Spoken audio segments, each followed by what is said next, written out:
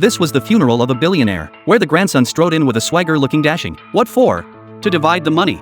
The other children showed no sorrow. The eldest son even couldn't help but laugh out loud. Everyone was impatiently waiting for the funeral to end, to divide the old man's enormous fortune. But when the lawyer finished reading the will, everyone was stunned. The old man hadn't left them a single penny. The children stormed out in anger. Only the grandson Jason looked utterly indifferent. His father had died young, rumored to have been killed by his grandfather, leaving their relationship permanently fractured. Jason never expected to inherit anything, but unexpectedly, the lawyer singled out Jason to stay, playing a video recording, left solely for him by his grandfather. Jason's face showed impatience, until his grandfather mentioned a super gift, and he perked up instantly. In the video, Grandpa explained there were 12 gifts in total, each more valuable than the last. But to claim them, Jason must complete a series of trials.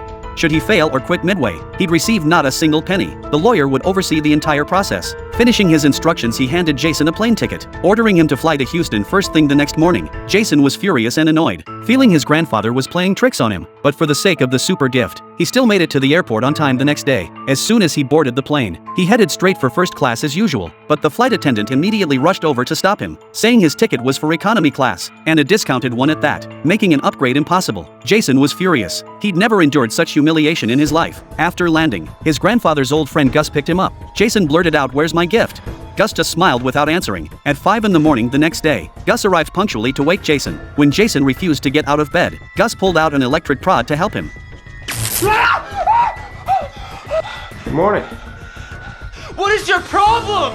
Gus then dragged Jason to the farm and taught him to drive wooden stakes. Each stake driven earned him $1, which was precisely how his grandfather had made his first fortune. But Jason couldn't care less about such small change. The moment Gus left, he sprawled on the stakes and fell fast asleep. Gus, watching silently from the shadows, continued dragging him to the farm at 5 a.m. every day. Jason gradually realized this might be the test his grandfather had mentioned. Since he was idle anyway, he decided to take the stake driving seriously. At first his stakes were crooked and uneven. Without a word, Gus looped a rope around them and pulled every crooked stake straight out of the ground. Jason was furious, but when Gus returned to the farm days later, he found Jason's stakes now straight and sturdy, stretching as far as the eye could see. The first trial was finally passed. Gus drove him back to the airport as promised, and spoke a meaningful line. When you do any work like you just did, you can do anything. Jason clearly hadn't taken it to heart, chasing after Gus and demanding, "Where's my gift?"